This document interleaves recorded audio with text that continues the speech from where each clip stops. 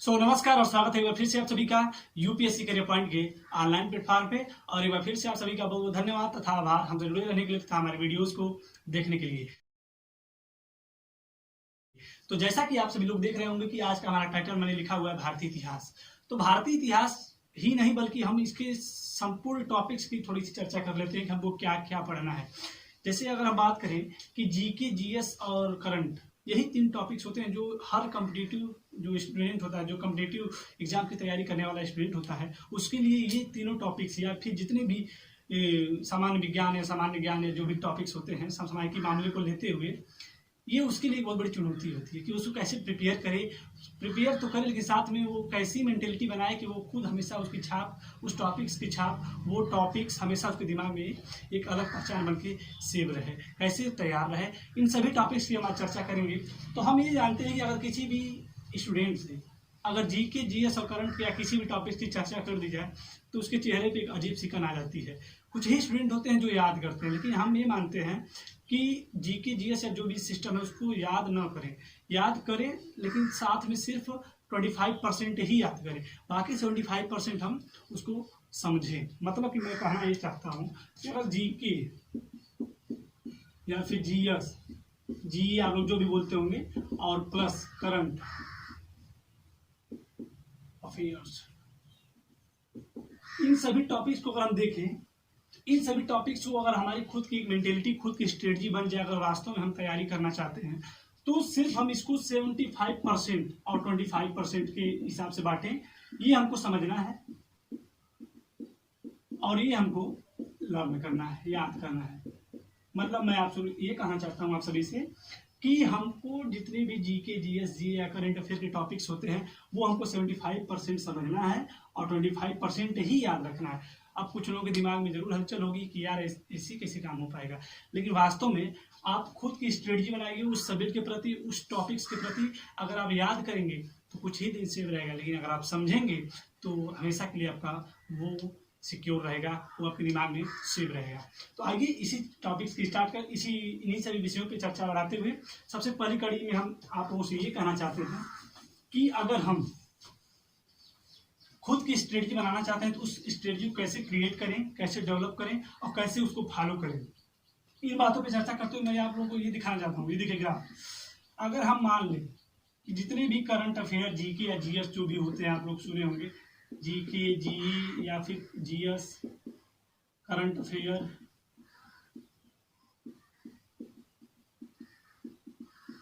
इन सभी टॉपिक्स को एक बीकर में कलेक्ट करिए। करंट मतलब ये तो भाववाचक है सर, लेकिन थोड़ा इसको समझिएगा आप लोग। मैं कहना क्या चाहता हूँ, आप लोग व्यवहारिक रूप से समझने का प्रयास करिए। इस टोटल टॉपिक्स को आप रखिए, क्योंकि इन्हीं सब टॉपिक्स को ले जाके आपको एग्जाम हॉल में बैठना है, आपको एग्जाम हॉल में एग्जाम को देना है हर हाल में। तो आपका नोट्स नहीं जाएगा वहाँ पे, आपका दिमाग जाएगा। तो आप दिमाग को कैसे पहले से प्रिपेयर रखें, थोड़ा समझिएगा इस बात को। अगर हम total GK, GS, current affair जो भी टॉपिक्स होते हैं उसका एक घोल बनाएं, उसका एक सोल्यूशन बनाएं, उसको इसके बाद बांट दें हम 2 बराबर भागों में। 2 बराबर भागों में बांटने का मतलब ये है कि अगर हम इसके टॉपिक्स को 2 भागों में बांट दें, एक भाग अब 2 भाग, समझिएगा। इसको, इन भागों का नाम हमने रख दिया है वेरिएबल यानी चर, और इसका नाम रख दिया हमने कांस्टेंट यानी अचर।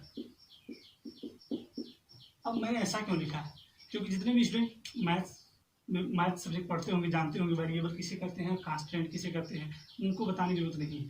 चर और अचर, इन नाम में ही इसका काम छुपा हुआ है। मतलब चर जो चलायमान हो, जिसमें मोशन हो, जिसमें गति हो, यानी जिसकी स्थिति में परिवर्तन होता रहे। अचर मतलब जिसकी स्थिति में कोई परिवर्तन ना हो, जो चलायमान ना हो, जो जैसा है वैसा मतलब बना रहे, उसकी स्टेबिलिटी, उसके स्थायित्व पे कोई भी प्रभाव न पड़े। तो हमने इसको मिक्स तो किया, लेकिन बदला तो कुछ अजीब लिख दिया हमने।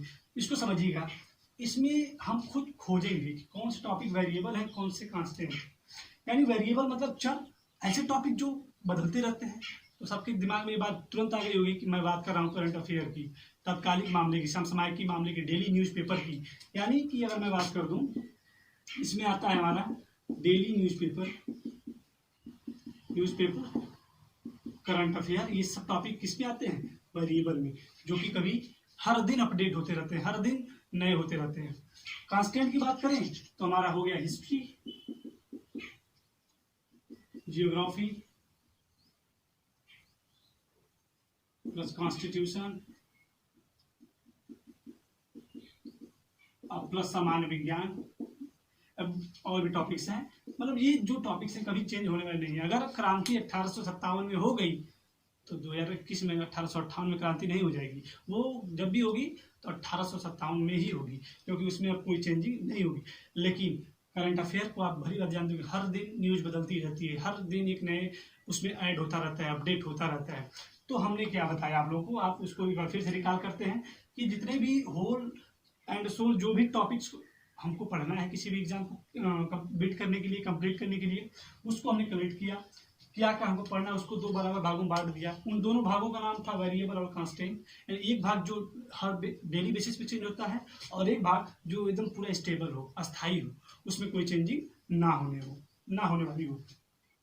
तो आप समझ गए होंगे मैं क्या बताना चाहता था, क्या आप लोग दिखाना चाहता था। ये खुद की स्ट्रेटजी होनी चाहिए कि हम कैसे पूरे टॉपिक्स को तैयार करेंगे। तो सबसे पहले हम ये करते हैं कि जो अच्छा टॉपिक है, मतलब जिसमें कोई चेंजिंग नहीं होने वाली है, उसको अच्छे से हम प्रिपेयर करते हैं। और उसको प्रिपेयर करने के बाद डेली बेसिस पे हर दिन इसी के साथ, ये तो हमारा एक फोकस पॉइंट हमारा इसी पे है। ये हमारा अगर तैयार हो गया, इसको हम डेली बेसिस पे तैयार करते जाएंगे। और इस प्रकार आप ये पाएंगे, अगर आप इस मेंटेलिटी के साथ, इस स्ट्रेटजी के साथ अगर आप पढ़ते हैं तो आप ये पाएंगे कुछ ही दिनों में कि आपका संपूर्ण जो भी टॉपिक्स है किसी भी एग्जाम के लिए, चाहे कोई भी एग्जाम हो, आप खुद को उस एग्जाम के काबिल पाएंगे और आप खुद में एक इम्प्रूवमेंट अनुभव करेंगे। आते हैं, स्टार्ट करते हैं। हमारा टॉपिक क्या है, हमको कैसे पढ़ना है, क्या क्या पढ़ना है, उन सभी विषयों की हम विस्तृत चर्चा करते हैं।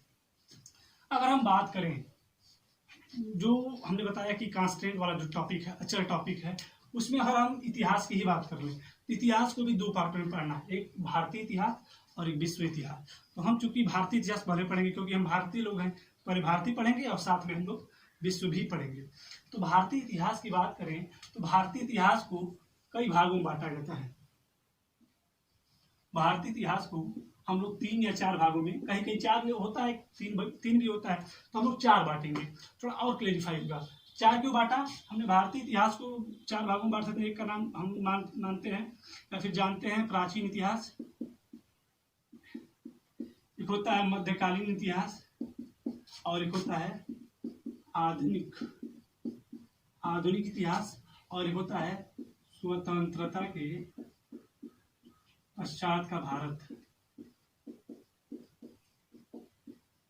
भारतीय इतिहास।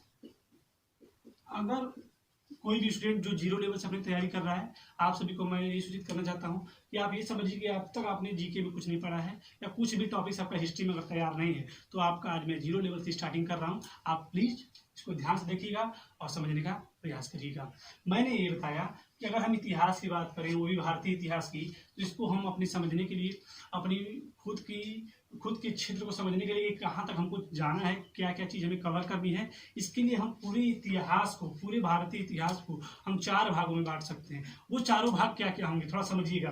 पहला है प्राचीन इतिहास, एंशिएंट हिस्ट्री। सेकेंड है मध्यकालीन इतिहास यानी कि मिडाइवल हिस्ट्री। थर्ड पॉइंट है आधुनिक भारत का इतिहास यानी मॉडर्न हिस्ट्री। और फोर्थ पॉइंट है स्वतंत्रता के पश्चात यानी 15 अगस्त 1947 यानी 15 अगस्त 1947 के बाद जब देश आज़ाद हुआ, उसके बाद देश में क्या क्या सिस्टम घटा इतिहास में, उसको भी हम लोग पढ़ेंगे। तो ये हमारा टोटल बैकग्राउंड है, ये हमारा जो कवर क्षेत्र है, जो हमको डेली बेसिस पे कंप्लीट करना है, तैयार करना है, पढ़ना है और बेहतर तरीके से समझना है। अब देखिए, इसका इन चारों पॉइंट्स हमको क्लियर हो जाना चाहिए कि हमको इतना ही पढ़ना है। अब इन सभी में भी हमको क्या क्या पढ़ना है, इसको समझिएगा। प्राचीन इतिहास में हमको क्या पढ़ना है, मध्यकालीन इतिहास में हमको क्या पढ़ना है, आधुनिक इतिहास में हमको क्या पढ़ना है और स्वतंत्रता के पश्चात में हमको क्या पढ़ना है। मतलब कि जिस प्रकार हमने अपने पिछले वीडियोज में, मैथ्स के वीडियो में बताया था कि किसी भी सब्जेक्ट को पढ़ने के पहले आप उसका कंटेंट तैयार करिए, खुद की स्ट्रेटजी उसकी उस सब्जेक्ट के प्रति डेवलप करिए कि हम कैसे उसको तैयार करें, कैसे उसकी छाप अपने दिमाग में हमेशा बनाए रखें। तो आइए स्टार्ट करते हैं। अगर मैं बात करूं, एक थोड़ा सा मैं 1 मिनट का आपको इंट्रोडक्शन सारे टॉपिक्स का देना चाहता हूं, आप सुनिएगा ध्यान से। प्राचीन इतिहास हम स्टार्ट करते हैं। प्राचीन इतिहास में हमको क्या पढ़ना है, पाषाण काल, पाषाण काल में नवपाषाण काल, और इसके बाद पूरा पाषाण काल, मध्य पाषाण काल, इसके बाद सिंधु घाटी की सभ्यता, हड़प्पा की सभ्यता, उसके बाद मानव में और सुधार होते हैं। इसके बाद आते हैं वैदिक काल, जिसमें ऋग्वैदिक काल, उत्तर वैदिक काल, इसके बाद महाजनपद काल, उसके बाद मौर्य काल, जिसमें मगध साम्राज्य पढ़ेंगे, अशोक को पढ़ेंगे, चंद्रगुप्त को पढ़ेंगे, चंद्रगुप्त मौर्य पढ़ेंगे। इसके बाद कुछ प्रमुख धर्मों का उदय होता है, जिसमें जैन धर्म और बौद्ध धर्म, दो प्रमुख धर्म थे, जैन धर्म और बौद्ध धर्म। यहाँ से क्वेश्चन अक्सर पूछे जाते हैं, तो इसको भी हम लोग अच्छे से पढ़ेंगे। ये हमारा हो गया प्राचीन इतिहास की हिस्ट्री। ये टोटल जबकि कंप्लीट नहीं, लेकिन फिर भी हम अपने वीडियो में डेली इसको कंप्लीट करते जाएंगे। तो प्राचीन इतिहास हमको क्या क्या पढ़ना है? पाषाण काल, सिंधु घाटी की सभ्यता, इसके बाद वैदिक काल, जिसमें दो होते हैं, ऋग्वैदिक और उत्तर वैदिक, इसके बाद महाजनपद काल, इसके बाद अशोक, चंद्रगुप्त मौर्य, इन सबको पढ़ेंगे। उसके बाद कुछ प्रमुख धर्म, जैन धर्म और बौद्ध धर्म, इसके बाद और का इसके बाद भी कुछ प्रमुख राजवंश आते हैं, उनको भी पढ़ेंगे।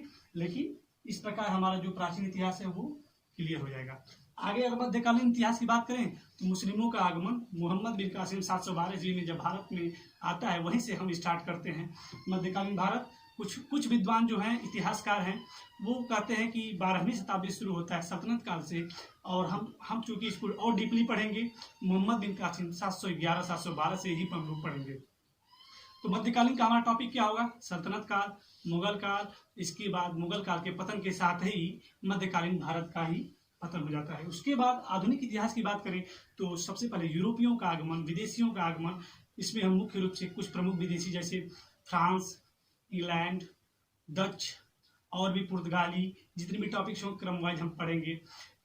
और इसमें सबसे मेन पॉइंट हमारा रहेगा ब्रिटेन, क्योंकि ब्रिटेन ने हमारे देश में कुछ शोषणकारी नीतियों को लागू करके हमारे देश पे कई वर्षों तक, कई शताब्दियों तक हुकूमत किया, शासन किया, हमारे देश का शोषण किया।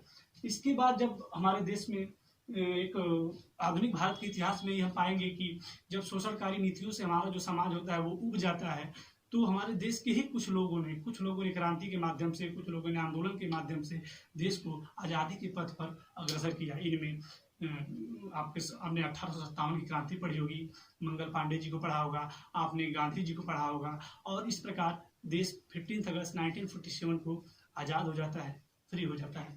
इसके बाद देश में संविधान का निर्माण 1946 में संविधान सभा का गठन होता है, और संविधान के निर्माण की प्रक्रिया 1950 तक पूर्ण हो जाती है और हमारा देश गणतंत्र बन जाता है, साथ में स्वतंत्र भी हो जाता है। इस संपूर्ण हिस्ट्री को हम डेली बेसिस के वीडियो में कंप्लीट करेंगे, पढ़ेंगे। तो थोड़ा सा एक बार फिर से रिकॉल करते हैं कि हमको भारतीय इतिहास में क्या पढ़ना है। सबसे पहला पॉइंट आपका प्राचीन इतिहास की बात करें तो इसमें आपको पढ़ना है पाषाण काल। सेकेंड पॉइंट आपको सभ्यता, सिंधु घाटी की सभ्यता।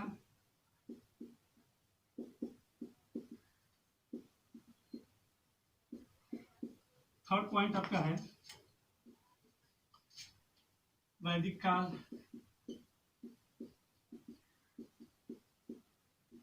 फोर्थ पॉइंट आपका है महाजनपद काल, इसमें 16 महाजनपदों का वर्णन है। इसके बाद चंद्रगुप्त मौर्य, मौर्य वंश, मगध का उत्कर्ष, मौर्य वंश, और भी बहुत सारे वंश आते हैं, उनका हम विस्तृत अध्ययन करेंगे। मध्यकालीन भारत में मुस्लिमों का आगमन, सबसे पहले हम लोग और डीपली पढ़ेंगे मुस्लिमों का आगमन। सेकेंड पॉइंट आपका सल्तनत काल। थर्ड पॉइंट आपका मुगल काल, और थोड़े से धार्मिक आंदोलन होते हैं इसमें, हम उसको पढ़ेंगे।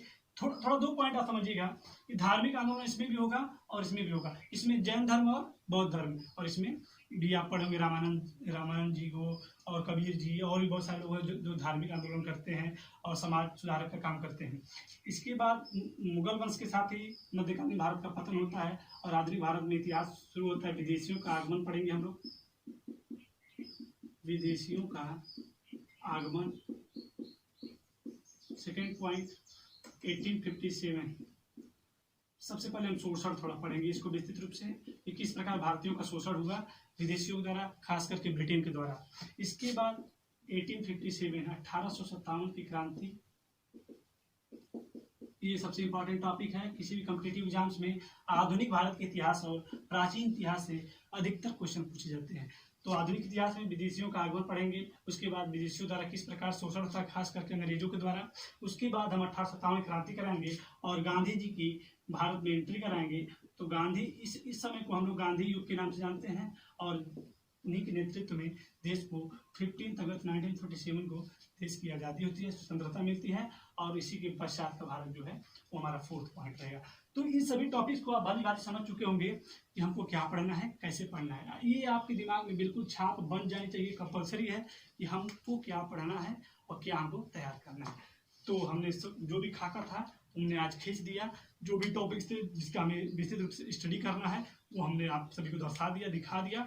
और अगले वीडियो में हम बारी बारी से इन सभी का अध्ययन करेंगे और पढ़ेंगे। तो एक बार फिर से आप सभी लोग इसको ध्यान से देख लीजिएगा कि भारतीय इतिहास में हमको कितने टॉपिक्स का और भी विस्तृत रूप से अध्ययन करना है, पढ़ना है और समझना है। तो इस प्रकार आप समझ चुके होंगे कि संपूर्ण इतिहास हमारा लगभग 3000 साल के बैकग्राउंड को अगर हम पढ़ लें, लगभग इतिहास के हम 3000 साल के बैकग्राउंड को पढ़ रहे हैं। 3000 साल का जो टाइम लाइन है इसको संपूर्ण रूप से अगर हम इसका स्टडी कर लें तो हमारा इतिहास जो बेहतरीन तरीके से मजबूत हो जाएगा, तैयार हो जाएगा और हम किसी भी एग्जाम के एबल हो जाएंगे और हम उस एग्जाम में आसानी से किसी भी एग्जाम को क्रैक कर सकते हैं। तो ये संपूर्ण था जो भी आज का कंटेंट था किससे संबंधित, भारतीय इतिहास संबंधित, वो हमने आप सभी को प्रोवाइड करा दिया। अब अगले वीडियोज में इन सभी का एक एक बारी बारी से कंटेंट पे चर्चाएं होंगी, अध्ययन होगा और विस्तृत रूप से आपको समझाने का प्रयास किया जाएगा। तो आज जो भी था सिस्टम मैंने आप सभी को दिखा दिया कैसे आप सभी को पढ़ना है। तो उम्मीद है कि आप सभी लोग इसको समझ चुके होंगे, अच्छे से इसको पढ़ लेंगे और अगले दिन से आप एक नए जोश और नए उमंग के साथ संपूर्ण इतिहास को तैयार करने की इच्छा से और तैयार करने के मकसद से हमसे जुड़ेंगे। तब तक के लिए नमस्कार और धन्यवाद।